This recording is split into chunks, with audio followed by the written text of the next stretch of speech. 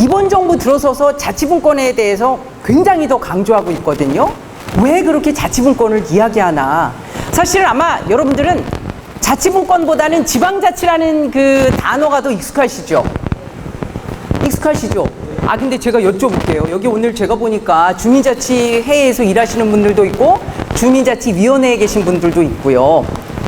자치하고 그러면 지방자치하고 자치분권하고 뉘앙스가 어떻게 다르게 느껴지시나요? 네, 분권은요, 권한 혹은 권력을 나눠준다라고 하는 의미가 훨씬 더 큽니다. 이거는 사실 지방자치보다 훨씬 더 의미에 있어서는 훨씬 더 세고 강한 느낌을 주죠. 그래서 뭐냐면 이번 정부에서는 권한을 넘겨주겠다라고 하는 의지가 더 강한 거예요. 지방자치를 훨씬 더 공고하게 하겠다라고 하는 그런 의지를 지금 담고 있는 겁니다. 그래서 지난 정부까지는 지방자치발전위원회였어요. 저는 지금 그 자치분권위원회에서 위원으로 활동을 하고 있는데요. 막 정부 출범할 때는 지방자치발전위원회였다가 저 한 몇 개월 지나고 나서 자치분권위원회로 이름을 바꿨습니다. 그래서 분권이라는데 훨씬 더 방점을 두고 있어요. 자, 그래서 훨씬 더 그 의지가 강하다라고 하는 걸 저희가 알 수가 있고요. 그 다음에 네 번째로는 자치분권을 위해서 우리가 어떻게 해야 되나, 예, 마을 단위에서 어떻게 해야 되나, 그 다음에 지방자치단체 차원에서는 어떻게 해야 되나, 뭐 이런 것들을 조금 이야기를 하고 맺을까 합니다. 자, 그럼 먼저 자치와 분권에 대해서 좀 얘기를 하겠습니다.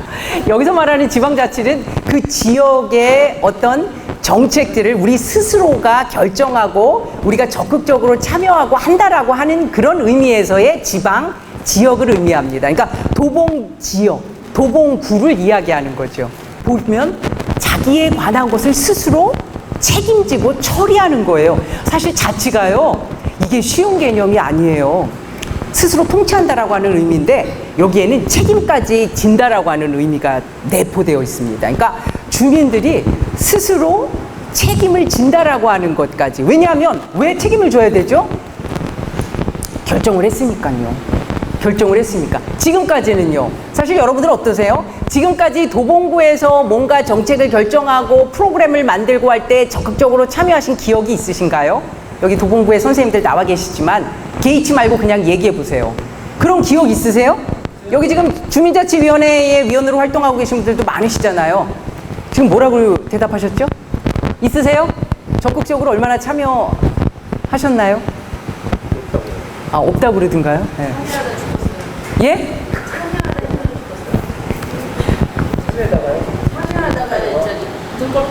아, 너무 지금 적극적으로 참여하셔가지고요.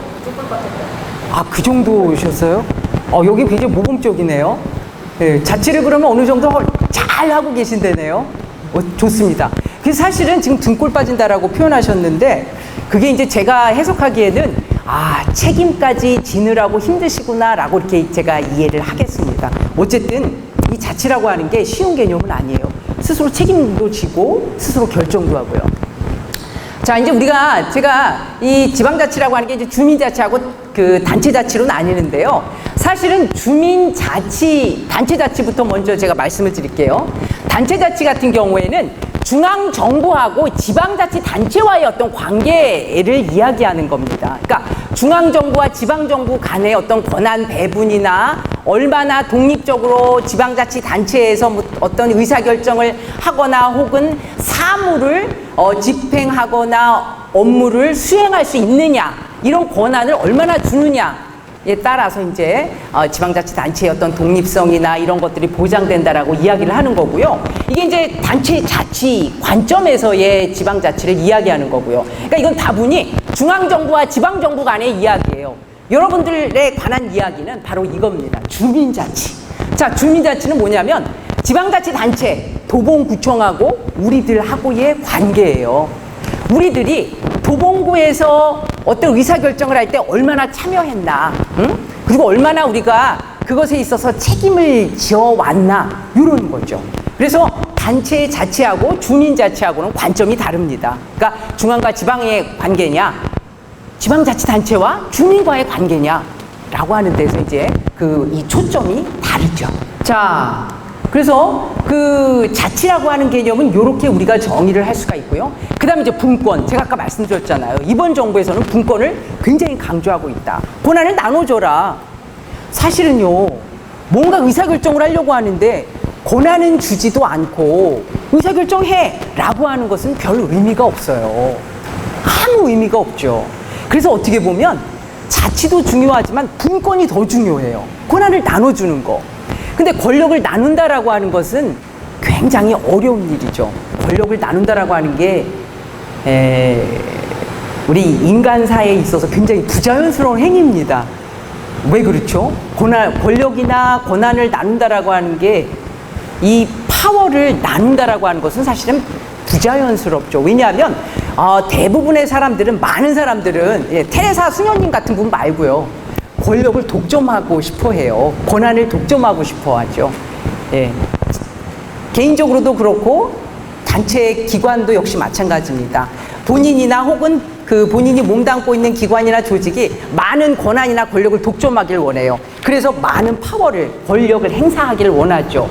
지금 중앙정부하고 지방자치단체 간의 관계도 역시 그렇습니다. 자, 그래서 권한을 나누는 행위를 우리가 분권이라고 하는데, 이건 너무나도 부자연스러운 행위다라고 하는 거고요. 권력을 독점하거나 권력을 나누지 않으려고 하는 것은 너무나도 지극히 자연스러운 행위다라고 하는 걸 우리가 먼저 이해할 필요가 있다라고 하는 거죠. 이 부자연스러운 행위를 나누려고 하지 않는 것을 우리가 지금 이제 나누려고 하는 거예요. 네, 그게 이제 분권이다라고 하는 거고요. 국가, 여기서 말하는 국가는 바로 중앙정부입니다. 그래서 중앙부처하고 지방정부 간의 권한을 어떻게 나눌 것이냐라고 하는 거고요. 이따가 이제 이 분권의 현황을 좀 말씀드릴 텐데요. 지금은 지나치게 중앙정부의 많은 권력이나 권한이 다 집중되어 있어요. 사실은. 예. 그 다음에 서울하고 이제 아까 선생님이 지방하고도 얘기하셨는데, 서울과 지방만 놓고 볼 때도 또 서울 지역에 너무나도 많은 자원과 인력과 재정과 돈과 이런 것들이 다 몰려있죠. 분권이라고 하는 것이 이런 의미를 가지고 있다라고 하는 거고요. 특히 이제 권한을 나누는 것에 있어서 핵심은요, 아무래도 행정 권한 혹은 행정력과 재정 권한 혹은 재정력입니다.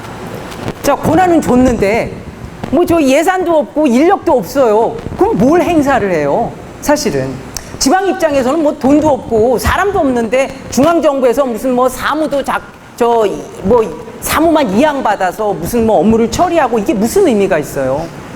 예. 우리나라 그 자치분권에 있어서 가장 큰 문제는요, 지방의 재정력이 너무 약하다는 거예요. 돈이 있어야지 뭘 하고 싶죠. 근데 사실 대부분의 지방자치단체가 겪고 있는 문제예요. 재정력 굉장히 열악한 편이죠. 재정 자립도도 낮고. 하고 싶은 일은 되게 많으시죠? 많으시죠. 돈이 없어요. 돈이 없어요. 그게 핵심이에요, 사실은. 예. 그래서 그 재정이나 행정력, 이런 것들에 대한 정말 실질적인 권한 배분, 이것이 정말 진짜 진정한 자치분권이다라고 이렇게 이야기가 될 수 있는 거죠. 아니, 저 돈도 없는데 뭘 해요? 하고 싶은 건 되게 많죠. 돈이 없어요. 사람도 없어요. 네, 그런 거죠. 그래서 이런 것들. 자, 그 다음에요. 자치분권의 뭐 자치분권의 의미나 성격, 그 다음에 역사, 이걸 조금 짚어보겠습니다. 자, 뭐 자치분권은요, 사실 우리가 그 지방자치보단 뭐 비슷한 개념이긴 하지만 조금 더 분권에 방점을 둔 개념이에요. 그래서 권한을 갖다가 나누는, 권한을 혹은 이양하는 것에 훨씬 더 많은 방점을 가지고 있죠. 자, 그래서요, 지방분권이라고 혹은 자치분권의 개념은 중앙하고 지방의 관계에서 시작을 합니다. 여기 보시면요, 그 학자, 그 셀렌식이라고 하는 학자가 뭐라고 그랬느냐면, 여기 사회 발전에 적극적으로 참여하도록 하는 원리에 기초하고, 그리고 능률적인 작은 정부를 지향하는 것을 우리가 자치분권이다라고 하는 거죠. 능률적인 작은 정부, 바로 지방에서의 정부를 이야기하는 겁니다. 지방에서의 정부, 능률적인 정부. 사실은 주민이나 국민이라는 표현은 제가 잘 안 쓰는데요. 왜냐하면 지방자치나 자치분권 입장에서는 주민이죠. 그리고 시민입니다. 시민이나 주민 입장에서는 바라는 정부의 그 바라는 모습이 있어요. 어떤 정부를 원하죠? 지방정부가 어떻게 해주길 원합니까? 능률적인 정부를 원해요. 돈은 적게, 성과는 많이. 맞지 않으세요? 맞아요. 돈 풍풍 쓰길 원하세요? 저는요, 이렇게, 네? 제대로 쓰길 원해요. 그렇죠. 제대로 쓰길 원하죠. 그게 바로 셀렌식이 이야기하는 작은 능률적인 정보입니다. 예, 적은 비용으로 많은 성과를 가지고 올 수 있는 정보. 이게 바로 분권이 되었을 때만 가능하다라고 지방정부에서 가능하다라는 얘기를 셀렌식이라는 학자가 하고 있어요. 그리고요. 예. 그 다음에 지방분권의 개념은 사실은 뭐 그 다른 나라나 우리나라나 뭐 그 개념이 조금 다양하게 해석이 되어집니다. 선진국 같은 경우에는요, 지방 정부 내에서의 분권화를 얘기해요. 뭐냐면요, 지금 서울시 같은 경우 아까 저 서울시민이라고 말씀하셨는데, 예. 좋습니다, 선생님. 서울시에는 지금 자치단체가 어떻게 돼 있죠? 이게 계층이 서울시에. 구청, 동 이렇게 말씀하시는 건가요? 말씀하세요. 그러니까 네. 시, 그 밑에 구가 있고 그 밑에 동이 있고. 그렇죠. 여기 수준들 상당히 높으십니다. 제가 오늘 저 등골이 조금 약간 오싹해지네요. 네. 좋아요, 선생님. 시가 있죠. 시가 있어요. 그 다음에 구청이 있고, 그 다음에 구청 밑에 또 뭐가 있죠? 지방정부? 계층으로 보면? 예? 맨날 가시는데 주로 어디세요? 주민센터 어디예요? 옛날에 동사무소라고 했던 주민센터가 있죠. 사실은 그래서 선진국에서는 지금 이제 그 자치분권이나 지방분권 이야기할 때 지방정부, 그러니까 자치단체 간의 계층 안에서의 어떤 분권을 이야기해요. 예. 그러니까 시청에서 저 도봉구청에 너무 간섭하지 마라 뭐 이런 얘기를 하고 있는 거죠. 외국에서는 영국이나 유럽 선진국에서, 그러니까 자치분권이나 지방자치가 아주 오래 아주 안정적으로 운영되고 있는 국가에서는 지방 정부들 간의 어떤 분권을 이야기해요. 근데 우리는요, 저희는요, 대한민국은 어떤가요? 위에서부터의 하달이죠. 위에서부터 하달. 거기서 위가 어디죠? 중앙정부, 여기로 말하면 시에서 구로 하달하면 구에서 주민센터로 하달해가지고 예. 거기서 이렇게 운행되고 있죠. 네. 맞습니다. 우리나라는요, 아직 자치분권이라고 할 때요, 중앙부처하고 그 다음에 지방정부의 그 분권도 아직 정리가 안 된 상태예요. 그러니까 외국 같은 경우에는 중앙정부하고 지방정부 간의 어떤 이런 분권에 대해서는 다 정리가 다 된 거죠. 그리고 유럽이나 특히 이제 영국 같은 데는 사실은 그 지역의 주민들이 모여서 타운홀 미팅이라고 하는 것들이 너무너무 자연스러워요. 그리고 커뮤니티 센터가 굉장히 활발하게 운영되고 있어요. 자기네 지역의 문제는 자기네가 의사결정하고 같이 논의하고 토론한다라고 하는 것들을 너무 자연스럽게 알고 있죠. 예를 들면 이번 여름에 굉장히 더웠잖아요. 그럼 이거 폭소 어떻게 할 건가? 지금은 도봉구청에 계신 선생님들이 아마 고민하실 거예요. 근데 사실은 어떻게 해야 되냐면 주민자치센터에 모여서 여러분들이 같이 우리 지역에 뭐 좀 어려운 사람들 없나? 이거 뭐 어떻게 해야 되나? 이런 고민을 사실은 지역의 주민들이 해야 되는 거라고요. 근데 우리는 그런 것들이 아직 학습이 안 돼 있어요. 우리는 여전히 자치분권에 대한 어떤 이 개념이나 이런 것들 정의할 때 중앙과 지방정부 간의 관계에 대해서 여전히 아직도 갑론을박하고 있어요. 저희가 1995년부터 지방자치제도를 본격적으로 실시했다라고 하는 나라인데요. 아직까지도 지방자치가 그 정도 수준에 머물러 있습니다. 우리는 아직까지도 지방정부 간의 어떤 이 계층제 간의 거기서의 어떤 분권 이런 것들을 논할 단계가 아니에요. 아직도 중앙정부하고 지방정부, 중앙정부와 광역자치단체, 중앙정부와 기초자치단체 뭐 이런 것들을 아직 논의하고 있어요. 사실은요, 광역자치단체하고 기초자치단체 간의 어떤 그 권한 배분이나 이런 것까지도 아직도 여기까지도 진도를 못 뺐어요. 그래서 아직도 중앙하고 지방 간의 싸움을 아직도 여전히 하고 있는 겁니다. 그래서 그 선진국에서 이야기하는 자치분권이나 지방자치하고 우리나라에서 이야기하는 자치분권의 개념은 조금 다르다라고 하는 겁니다. 그래서 우리는 여전히 중앙정부하고 지방정부 간의 어떤 그런 권한, 배분, 독립, 권한 이양 이런 것에 머무르고 있다. 아직은 선진국 수준으로 진도를 많이 빼지는 못했다라고 하는 거죠. 자, 그래서 이제 전인철이라고 하는 이 학자의 말을 빌면 자치분권을 어떻게 정의하고 있느냐면요, 민주주의 실현을 위해서 권력의 기능적 분립, 그 다음에 권력의 지역적 분립, 이걸 이야기하죠. 지역적 분립, 지역으로 내려주라라고 하는 거예요. 지역에 우리는 모든 게 너무 중앙에 가 있다라고 하는 겁니다. 지역적 분립. 기능의 배분도 중요하지만 사실은 지역적 분립, 이 도봉구청에 혹은 도봉구 지역에서 벌어지는 일들은 여기서 해결해야 되는 거예요. 사실은 여기서 의사결정해야 돼요. 중앙정부에서 다 알 수도 없고요. 여기서 우리가 훨씬 더 많은 정보를 가지고 있는 우리가 의사결정에 참여해야 되는 거죠. 근데 그런 걸 지금 안 하고 있는 거죠. 자, 그래서요, 우리는 아직은 지방분권을 위한 어떤 그 지방자치 정부의 어떤 그 수준이나 프레임이 선진국 수준으로 가지를 못했다. 왜 그러냐면 우리나라 지방정부의 재정 자립도가 지나치게 약합니다. 그 서울 지역에서도 이제 재정 자립도가 좀 높은 지역이 있고, 예, 좀 낮은 지역이 있죠. 저희가 평균적으로 지방자치단체의 재정 자립도는 20% 안팎인 것 같아요. 그러니까 전반적으로 수준들이 다 높지 않다는 얘기예요. 전반적으로. 그래서 사실 이 재정 문제가 재정 자립도나 어떤 그 재정 상황 이런 것들이 자치분권에 굉장히 큰 걸림돌이 되고 있다라고 하는 거죠. 자, 그래서요, 지방분권 운동이라고 하는 걸 이번 정부에서 굉장히 강하게 드라이브를 이제 걸고 있는데, 이걸 그 어떤 그 지방분권을 통해서 주민 자치를 실현하고 궁극적으로는 지역 혁신으로까지 이게 연계되는 그런 플랜을 짜고 있습니다. 그래서 지역 혁신. 그래서 결국은 어떤 지역의 발전, 지역 경제의 활성화 이런 것까지도 이 주민자치, 그 다음에 지방분권, 자치분권을 통해서 이루고자 하는 목표다라고 이렇게 이해를 하시면 됩니다. 예. 굉장히 그랜드한 목표죠. 예. 자, 그러면 지방자치 성격에 대해서 좀 살펴볼게요. 사실 이제 근대 이전에 뭐 유럽 같은 경우에 중세기까지 넘어가면 그때는 이제 분권 영주가 이렇게 통치하던 시대죠. 유럽 같은 경우에. 그때는 지방자치라고 얘기하지는 않습니다. 그런 것들을. 예. 지역별로 운영되긴 했지만 그건 영주가 거의 독점적인 권한을 가지고 그 지역을 통치한 거죠. 우리가 그것을 지방자치라고 이야기하지는 않는 거죠.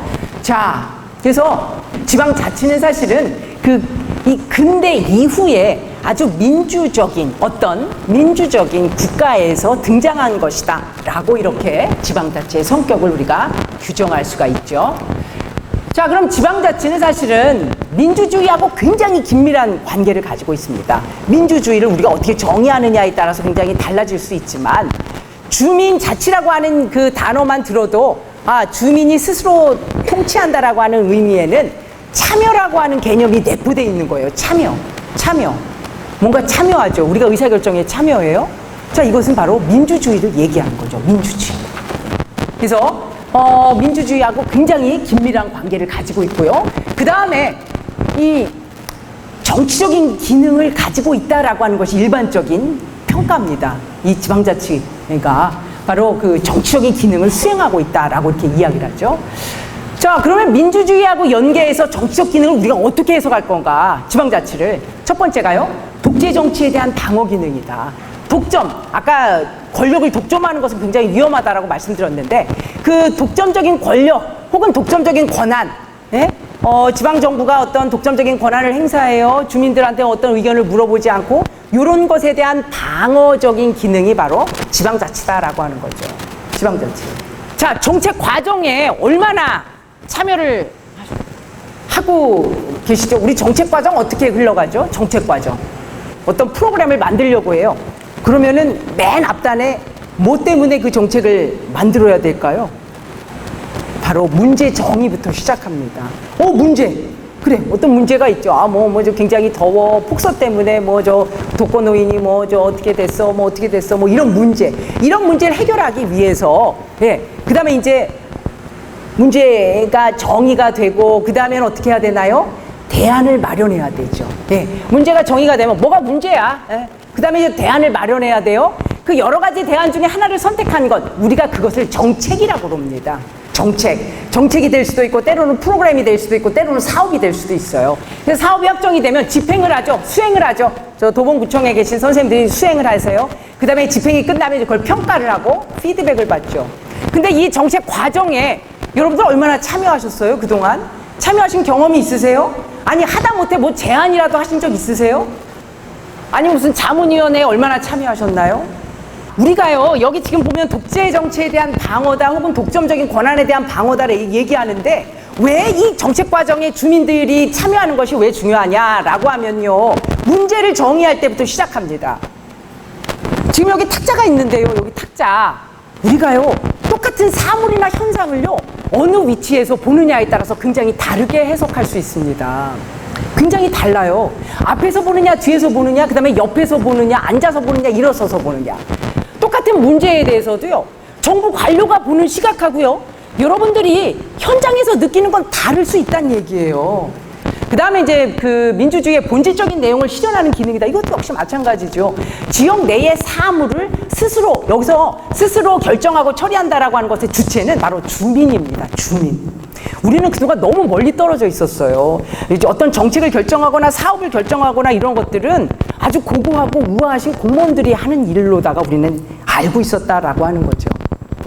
자, 그 다음에 이제 민주주의 교육의 장이 바로 지방자치다라고 하는 겁니다. 그래서 지방자치라고 하는 것들이 어떤 우리 지역의 문제를 스스로 해결해야 된다라고 하는 것을 공고히 하는 동시에 민주주의에 대한 교육, 그 다음에 같이 사는 사회, 그 다음에 특히 공동체 의식, 이런 것들까지도 여기서 같이 배양된다라고 하는 거죠. 자, 그 다음에 네 번째가요, 중앙정부의 어떤 혼란, 그 다음에 중앙정부의 어떤 이 무질서 혹은 뭐 불안정한 상태에 우리 지방정부까지 연계되지 않도록 하는 그런 효과도 역시 지방자치를 통해서 우리가 해결할 수 있다라고 이렇게 이야기를 하고 있습니다. 자, 자치분권의 역사는요, 사실은 뭐 건국 이전의 조선시대나 일제강점기나 미군정 시대는 우리가 뭐 자치나 지방자치나 뭐 분권이나 이런 걸 논하기가 사실은 굉장히 좀 애매한 측면이 있죠. 이때는 뭐 대부분 다 중앙 집권 시대다라고 이렇게 이야기를 하고 있습니다. 그리고 사실은 그 1945년에 해방 이후에 우리나라가 지방자치 제도는 도입을 했어요. 그래서 의원들도 뭐 뽀뽀했었죠. 근데 그때는 우리가 지방자치 시대라고 이렇게 평가하지는 않습니다. 절대로. 예. 그래서 우리가 보통 아까 선생님이 말씀하신 대로 지방자치다라고 하면 1995년 이후에 단체장이 주민들의 손에 의해서 이렇게 직선으로 뽑힌 이후, 그 이후를 우리가 보통 지방자치 시대가 시작되었다라고 평가를 합니다. 근데 사실 아직 만족스럽지는 않으세요. 왜냐하면 여러분들에게 깊게 정책에 관여하고 있지 않은 그런 상황이고요. 사실 이제 지금 이번 정부 들어서서 자치분권에 대해서 굉장히 강하게 이야기하면서 이런 자치대학도 굉장히 여러 지역에서 아주 활발하고 적극적으로 운영을 하고 계셔요. 그래서 제가 한 가지 좀 너무 다행스러운 건 주민들, 그러니까 그 지역에 내려가 보거나 이렇게 하면 굉장히 관심들이 예전하고는 다르다. 예전하고는 다르다라고 하는 걸 아주 제가 느낄 수가 있습니다. 그래서 이건 너무나도 긍정적인 사인이구나라고 하는 거를 여러분들이 이제 정말 이 지역의 주역들이 되실 분들이에요. 그래서 좀 많은 관심을 가져야 되겠다라고 하는 거죠. 자, 그럼 이제 세 번째, 왜 자치분권인가, 왜 이걸 우리가 논의해야 되는지, 그거에 대해서 조금 짚어보도록 하겠습니다. 지금, 이 자치분권위원회에서 이 2019년도에 자치분권 로드맵에 나오는 이야기예요. 근데 우리의 가장 큰 목표는 뭐냐? 자치분권 왜 하느냐? 궁극적인 목표가 뭐냐면요. 저겁니다. 저출산, 고령화, 청년 실업 문제, 더군다나 수도권에 다 집중되어 있다라고 하는 거. 그 다음에 성장 동력이 굉장히 떨어졌다라고 하는 거죠. 지금요, 지방으로 내려가 보면요, 사실은 청년들이 없습니다. 청년들이 없어요. 다 서울로고요. 하다못해 경기도 언저리에도 있어야 돼요. 그래야지 마음이 놓이는 거예요, 이분들이. 왜냐하면 일자리가 서울 혹은 경기도에 집중적으로 있기 때문에 그렇죠. 그래서 이거 굉장히 심각한 문제입니다. 지방에 사람이 없어요. 특히 청년 계층이 없어요. 그 다음에 저출산 고령화 문제. 사실 이제 2명이 결혼하면 2명을 낳아야지 기본으로 하는 건데 지금 이제 1명도 안 낳는다는 얘기예요. 지금 0.98에서 머문 지가 꽤 됐어요. 몇 년 됐어요. 이게 무너질까봐 이제 이게 두려운 거죠. 자, 반면에요. 지금 저 고령화 속도는 굉장히 빠릅니다. 지금 우리나라 노인을 근데 정의를 어떻게 하죠? 제가 볼 땐 여기 노인분들은 안 계신 것 같은데. 노인 정의 어떻게 해야 되죠? 노인. 몇 살부터 우리가 노인이라고 그러죠? 65세.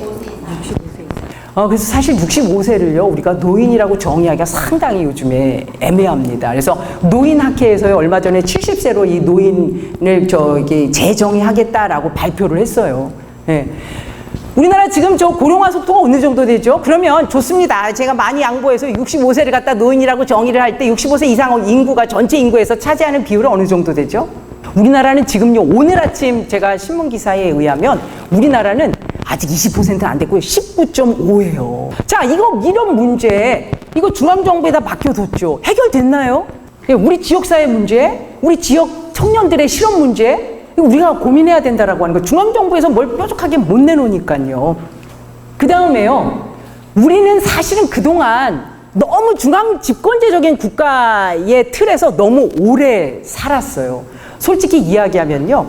그게 학습이 너무 되다 보니까 스스로 뭔가 결정하고 참여하고 하는 거에 익숙하지 않아요. 자, 근데 이제 사실 아까 이제 제가 말씀드린 대로 저출산, 고령화, 그 다음에 뭐 지방소멸 이런 거 중앙정부에 맡겨뒀더니 해결됐느냐? 그렇지 않다라고 하는 거죠. 자, 이걸 보시면요. 지금 이제 전체 읍면동 중에 약 40%, 그 다음에 전체 시군구 중에서 37%가 30년 내에 소멸할 거다라고 하는 게 우리 자치분권위원회의 연구 용역팀의 결론이에요. 읍면동 중에 40%, 그 다음에 시군구 중에 37%, 어마어마한 숫자죠. 자, 이거 어떻게 할 거냐라고 하는 거예요. 그 다음에 뭐 그거와 더불어서 지금 사실은 이제 국가행복지수나 이런 것들이 지금 17년도에 56이라고 하셨는데요. 18년도에 55위였고요. 19년도에 54위입니다. 지금 계속 54, 55, 56 거기서 언저리에서 왔다 갔다 해요. 저는 이 국가행복지수 같은 경우에 특히 청년계층의 그 행복지수가 더 중요하다고 생각해요. 여러분들보다 청년들의 행복지수요. 얼마 전에 그 고용정보원에서 2019년도 5월에 그 청년계층 15세에서 34세까지의 청년계층을 대상으로 해서 행복지수를 갖다 조사했어요. 저 행복하시냐고 물어봤죠. 그랬더니 60%가 행복하지 않다라고 대답을 했어요. 그 다음에 30%가 행복하다, 10%는 무응답이었거든요. 이 수치는 굉장히 심각한 거예요, 사실은. 그 다음에 사회 갈등 지수도 굉장히 높은 편이에요. OECD 조사 대상국에서 3위 하고 있고요. 자살률 같은 거, 이런 것들 굉장히 높은 편이죠. 자, 그래서요, 이 자치 혹은 지역에서의 어떤 지방정부의 대응이 굉장히 필요하다라고 하는 거고요. 더군다나 우리나라 같은 경우에 지금 성장 동력이 굉장히 하락하고 있다라고 하는 것이 일반적인 평가입니다. 특히 국민 소득은 계속적으로 올라가는 것 같은데 잠재 성장률 같은 건 계속적으로 떨어지고 있다라고 이렇게 이야기를 하고 있고요. 특히 이제 신성장 동력이 더 이상 발동되지 않고 있다라고 하는 것이 일반적인 평가입니다. 이거 어떻게 할 거냐? 중앙정부에 계속 맡겨둘 거냐라고 하는 거죠. 자, 그 다음에 또 심각한 문제가 지금 인구나 자본, 재정 이런 것들이 다 수도권에 굉장히 집중되어 있다라고 하는 거죠. 지금 경기도, 서울하고 경기도를 포함해서 이 면적이요. 전체 우리나라 대한민국 면적에서 한 11.8%를 차지하고 있는데 인구는 거의 50%가 여기 다 집중되어 있는 거예요. 인구가. 이게 굉장히 심각하죠. 지방이 죽어요. 지방이 소멸한다. 이런 얘기가 나올 수밖에 없는 거죠. 네. 자, 그 다음에요. 세 번째 자치분권이 필요한 이유는요. 이제는 주민들의 어떤 참여에 대한 욕구나 수요 이런 것들이 예전하고는 다르게 굉장히 많이 올라가고 있다라고 하는 거예요. 그 다음에 어떤 정부 정책이나 이런 것에 있어서 주권 의식이 좀 생겨가고 있어요. 내가 참여해야 되겠다. 내 목소리를 내야 되겠다라고 하는 거죠. 중앙정부 행정안전부에서 요즘에 정부혁신 차원에서 주민들 의견 수렴하겠다라고 하면서 개설한 게 여러 가지가 있는데 혹시 광화문 1번가라고 들어보셨어요? 광화문 1번가. 문재인 정부 막 출범하고 나서 정부청사 별관에다가 광화문 1번가라고 해서 한 100일 동안 상설 오피스를 갖다가 운영을 했어요. 자, 그래서 일반 국민들 와서 정부에다가 재원도 좋고 제안도 좋으니까 하고 싶은 얘기 좀 하세요 라고 했더니 어떻게 됐을까요? 너무나도 많은 분들이 올라와서 얘기해서 제주도고 저쪽에 남쪽 지역에서 막 올라와서 막 여러 가지 얘기들을 쏟아냈어요. 사실은 우리 국민들이 정책에 대해서 할 말이 없어서 안 하고 있는 게 아니라 어디다 해야 되는지, 어떻게 해야 되는지를 몰랐던 거예요. 하고 싶은 얘기는 너무 많죠. 그리고 이제 제가 이따가도 말씀드리겠지만, 우리가 예전처럼 전문성이 좀 부족해서 제가 뭘 알아야죠. 이렇게 얘기하실 필요 없으세요. 우리가 정책 분야에 있어서 전문성이라고 하는 게 이렇게 대단한가? 전문성이 있어야지 꼭 우리가 정책에 참여를 하나? 아까 제가 저 타짜 묘사해보라고 말씀드렸잖아요. 어려운 거 아니에요. 정책에 있어서 전문성이라고 하는 건 그 해당 분야 문제에 대해서 얼마만큼의 정보를 내가 가지고 있느냐 이거예요. 근데 요즘에 정보를 우리가 알 수 있는 채널이 너무 많잖아요. 홈페이지, 도농부청 홈페이지만 들어가도 굉장히 많은 정보들이 올라와 있죠.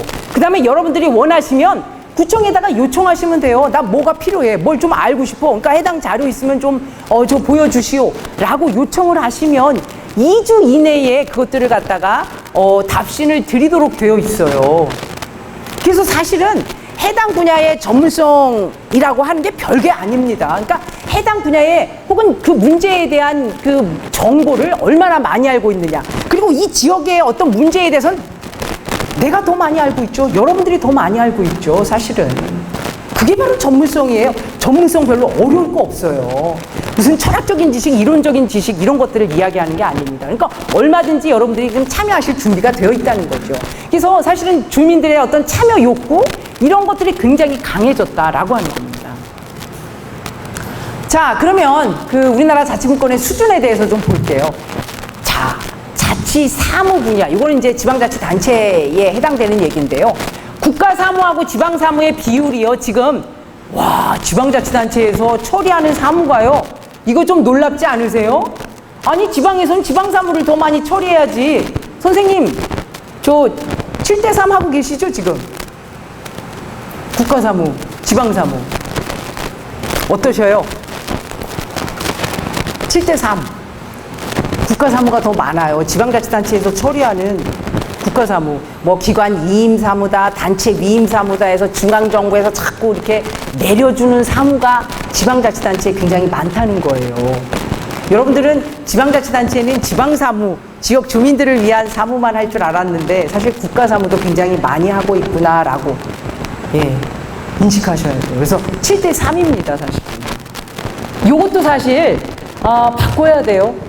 네, 바꿔야 돼요. 이제 국가사무를 좀 줄여야 됩니다. 그러니까 그 지역의 일을 훨씬 더 많이 해야 된다라고 하는 거죠. 지금 국가사무가 지나치게 많다라고 하는 거고요. 두 번째, 재정 분야. 이거 지금 국세하고 지방세 비율이 8대2예요.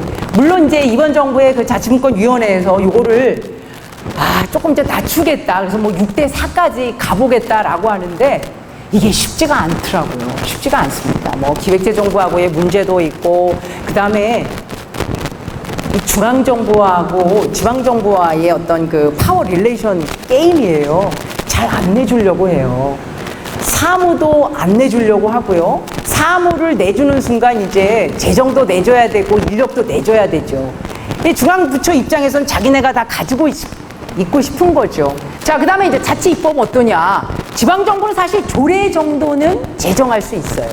근데 요게 이 조례라고 하는 게 굉장히 한정되어 있습니다. 법령의 범위 안에서만 조례를 제정할 수 있어요. 그러니까 아주 한정적인 그런 권한만 가지고 있는 거예요. 자, 그 다음에 자치 조직. 물론 이제 지방정부가요, 지방의 행정기구, 지방 공무원을 갖다가 둘 수는 있어요. 근데 요게 어떤 뭐 인력을 조정을 한다든지 조금 증원을 한다든지 이렇게 하려고 하면 우리가 스스로 결정할 수 없어요. 대통령령에 딱 묶여 있어요. 그래가지고 뭐 행정안전부에다가도 물어봐야 돼요. 또 중앙부처에 어디다가도 물어봐야 돼요. 권한이 별로 없어요. 지방에서 할 수 있는. 자, 그래서 이제 자치분권의 이 상황은 현재 그렇고요. 자, 그러면 이제 분권을 해야 되는데 분권을 어떻게 하면 우리가 할 수 있나? 촉진 요인부터 먼저 좀 살펴보겠습니다. 자, 뭐 우리가 조금 소극적으로 진행하긴 했지만 95년도 이후에 어쨌든 우리가 스스로 자치단체장도 뽑아보면서 그 다음에 지방의회 의원들도 뽑으면서 이런 민선 자치의 경험을 가지고 있다. 이것이 큰 어떤 그 동력이 될 것이다 라고 하는 거고요. 그래서 이런 것들이 이제 이 자치분권의 훌륭한 어떤 역량이 될 것이다 라고 하는 거고요. 그 다음에요. 지금 학계나 시민단체에서 지방자치나 분권에 대해서 굉장히 개선 요구가 많습니다. 그래서 이런 것들이 이제 자치분권의 중요한 촉매자가 될 거다라고 하는 거고요. 자, 그 반면에 이제 저해 요인들도 있죠. 저해 요인. 자, 물론 헌법에 이제 자치사무나 자주 재정권이나 이런 내용들이 있기는 하지만 굉장히 형식적으로 이런 것들이 규정되어 있다. 그러니까 진정으로 어떤 지방에 어떤 권한을 위임해 주려고 하는 건지 의심스러울 만큼 굉장히 형식적이다라고 하는 거예요. 지방의회 의원들에 대한 만족도 23.5%, 그 다음에 단체장에 대한 만족도가 이건 평균 수치예요. 31%고요. 그 다음에 지방 공무원에 대한 수치가 그래도 그나마 제일 높네요. 예, 32.2%. 이게 이제 지방행정연구원에서 2015년도에 조사한 조사 결과입니다. 그러니까 지방자치에 대해서 주민들이 신뢰를 하지 않는다라고 하는 거예요. 이게 사실 어떻게 보면 굉장히 큰 걸림돌입니다. 이게 어디까지 연결이 되냐면요. 좀 참여 좀 하세요. 우리 같이 논의 좀 해봐요. 이렇게 할 때 주민들이 굉장히 냉소적이라는 거예요. 주민자치에 대한 관심도 별로 없는데 만족도도 높지 않아요. 아이고 뭐 저 의회 의원들에 대한 만족도도 높지 않고, 그리고 우리가 뭐 설령 얘기를 한들 이것이 뭐 자치단체에 잘 전달이 될까? 그다음에 그게 실현이 될까? 이런 거에 대해서도 굉장히 회의적이에요. 지방자치 제도 자체에 대해서 우리가 신뢰를 별로 안 해요. 요즘 만족도 수치만 보셔도 여러분들이 조금 놀라셨을 텐데 이게 바로 현 주소입니다. 네, 그래서 그 자치나 자치분권에 대한, 지방자치에 대한 어떤 주민 만족도, 그 다음에 신뢰도가 굉장히 낮다라고 하는 거예요. 이게 아주 큰 저의 요인이다라고 하는 거죠. 자, 그 다음에요. 특히 이제 국민 경제의 어떤 저성장 기조가 지금 계속되어 가고 있죠. 사실 예전에 뭐 1년에요. 경제 성장률이 막 10%씩 이렇게 올라가던 시절도 있었습니다. 그러니까 이렇게 1년에 막 경제 성장이 10%씩 되던 시절에는 사실은 글쎄요, 뭐 지방자치가 그렇게 주요한 그런 뭐 이렇게 큰 어젠다가 되지 않을 수도 있어요. 왜냐하면 다 같이 잘 먹고 잘 사니까. 근데 지금은 너무 살기가 어렵죠.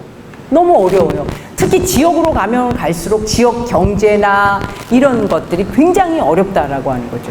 네. 지방 경기, 여기 그 서울에서 느끼시는 것보다 훨씬 더 심각합니다. 그래서 이런 것들이 사실은 중앙정부에서 해결을 못 해주더라라고 하는 그런 회의감 굉장히 커요. 자, 그 다음에요. 역대 정부의 어떤 자치분권을 보면 중앙하고 지방정부 간의 사무, 그 다음에 재원, 재정력, 이런 것들에 대한 배분이 굉장히 소홀하게 이루어졌다라고 하는 거예요.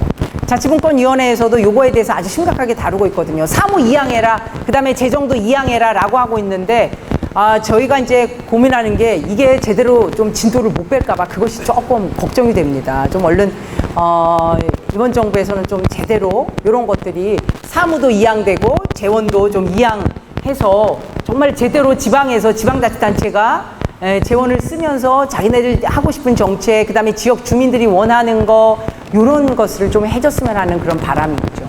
자, 그 다음에 네 번째 저의 요인이요. 이게 어떻게 보면 참 큰 문제인데요.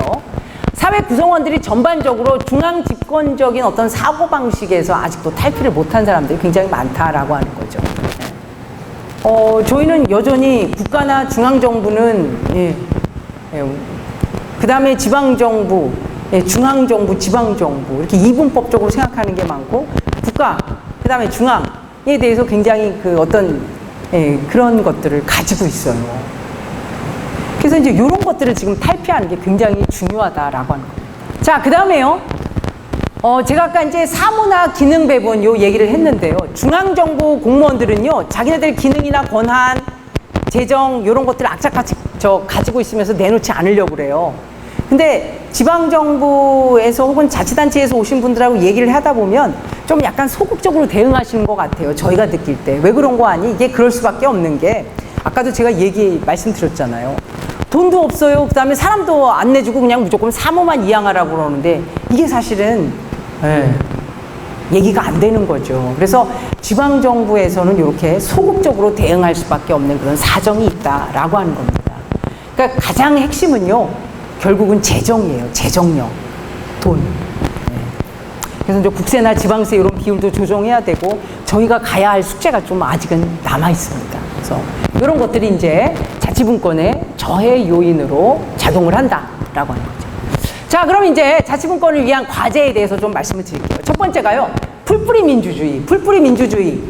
여기서 말하는 풀뿌리라고 하는 것은 결국은 일반 주민들을 이야기하는 겁니다. 일반 주민들. 그 그동안 사실 지방분권이라고 하면 이제 단체장이나 지방의회에 포커스를 많이 뒀어요. 그 반면에 지역 주민들의 어떤 정책에 참여, 그 다음에 그 지역 어떤 현안에 대한 참여 이런 것에는 별로 관심을 두지 않았다는 거죠. 근데 진짜 중요한 건 일반 주민들이 얼마나 참여하느냐예요. 그러니까 이 풀뿌리 민주주의가 중요한 게 우리는 그동안 사실은 이제 참여에 대한 기회도 없었고 학습도 안 돼 있고 어떻게 참여하는지도 잘 몰라요. 근데 이제 지금부터는 참여를 하시라라고 하는 거예요. 이게 가장 중요합니다. 자치분권에 있어서 전제 조건이 바로 풀뿌리 민주주의의 확산, 즉 참여, 주민 참여를 얘기하는 거예요. 이게 제일 중요하다라고 하는 거죠. 풀뿌리 민주주의라고 하는 것은 그 단위가요, 마을 단위로다가 내려가요. 그래서 보시면 이제 뭐 도봉구라고 하는 단위는 사실 어떻게 보면 굉장히 크지요. 마을 단위로 더 쪼개서 내려가는 게 진정한 풀뿌리 민주주의, 진정한 주민자치죠. 왜냐하면은 덩어리가 너무 커지면 사실은 참여도 어려울 뿐더러 현안이 굉장히 많이 이렇게 흩어지게 돼요. 그러니까 집중을 하기 위해서는 우리 마을 단위의 주민자치, 아까 선생님이 참 그 마을 자치의 어떤 퍼실리테이터로 지금 활동 중이라고 말씀하셨잖아요.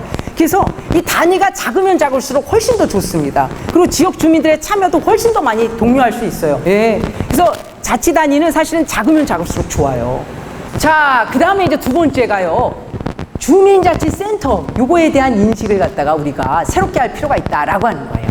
주민자치센터는요, 사실은 솔직하게 아주 엄격하게 이야기하면 주민자치 공간이 돼야 돼요. 자, 여기 지금 주민자치센터의 명목상의 책임자는 누구죠? 네? 예?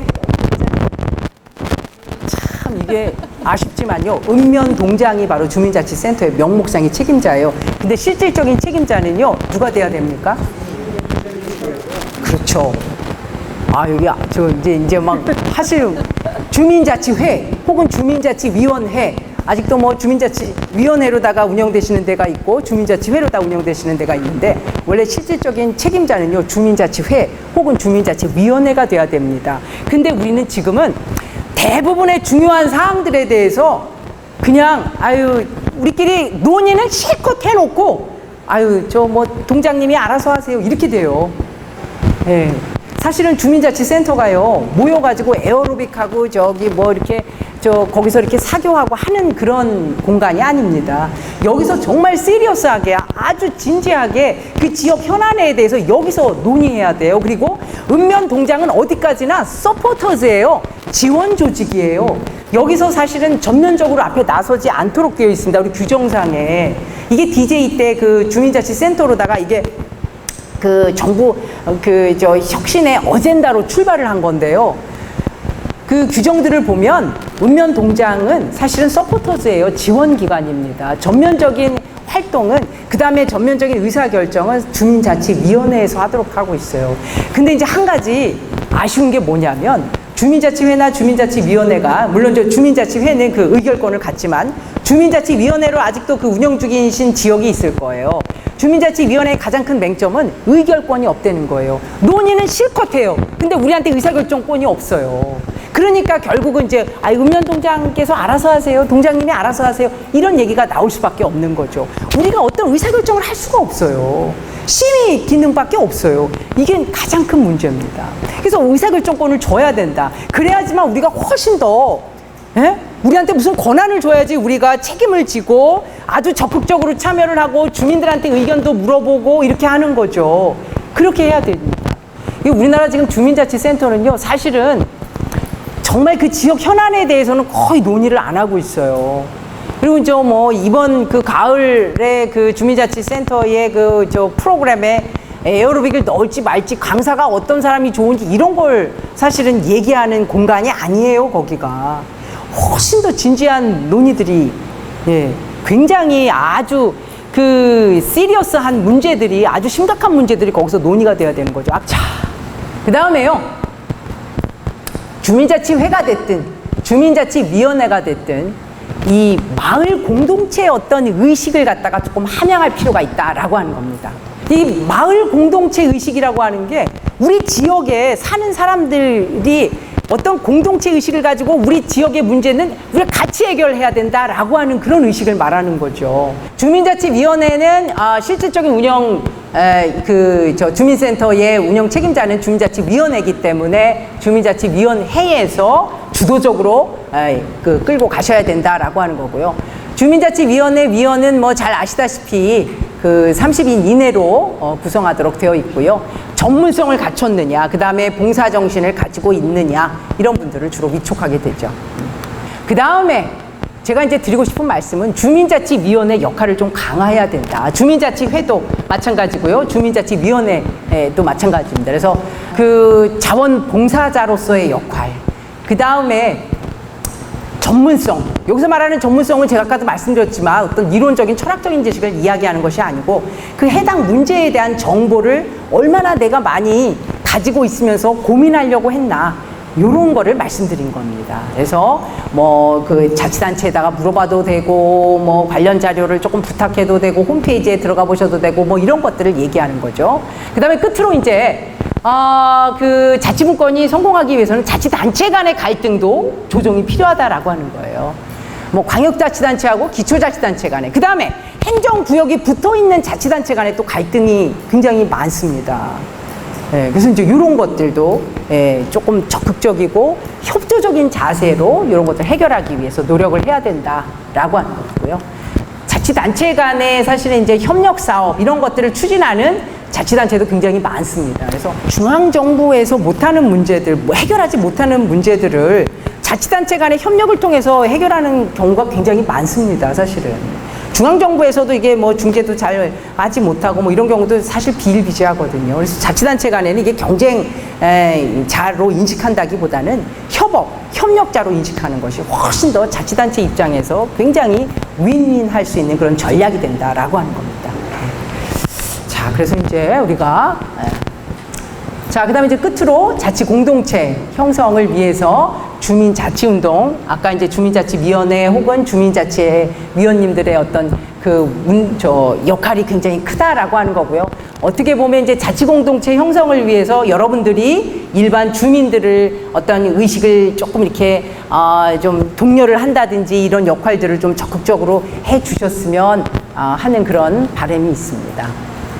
그 다음에 이제 자치공동체라고 하는 것은 결국은 주민들이 우리 지역사회, 그 다음에 지역 문제에 적극적으로 참여를 해서 같이 고민을 하는 것이다 라고 하는 이런 인식이 먼저 전제 조건이 돼야 된다 라고 하는 거고요. 좀 다양한 활동들, 이런 것들을 같이 적극적으로 참여할 수 있어야 된다 라고 하는 겁니다. 자, 그 다음에 이제 끝으로 지역사회에서 이러한 자치 공동체가 결국은 공동체의 의식이나 이런 것들이 형성이 되면 자연스럽게 지방정부도 좋고 지역사회 혹은 중앙정부에 대해서도 어떤 정치적인 영향력을 행사를 할 수가 있다. 결국은 지역 주민들의 어떤 참여 이런 것들이 굉장히 큰 동력이 된다라고 하는 것입니다. 자, 그래서 지역 주민들의 공동체 의식, 그 다음에 자치분권에 대한 주민들의 인식 변화, 이런 것들을 위해서 여러분들이 굉장히 중요한 역할을 하고 있다라고 하는 거고요. 오늘 일반 시민 자격으로 참여하셨잖아요. 요거를 조금 옆집에도 조금 퍼뜨려 주셔야 돼요. 네. 근데 지금 말씀하시는 거나 이런 거 보면 굉장히 적극적이신 것 같아요. 그래서 제가 오늘 아주 정말 굉장히 감동받았습니다. 왜냐하면 일반 시민분들도 이렇게 계시고 여러분들이 아주 다양하게 이렇게 오셔가지고 이게 사실 재미없는 주제거든요. 근데 이렇게 같이 이렇게 공감해 주시고 해서 너무너무 감사합니다.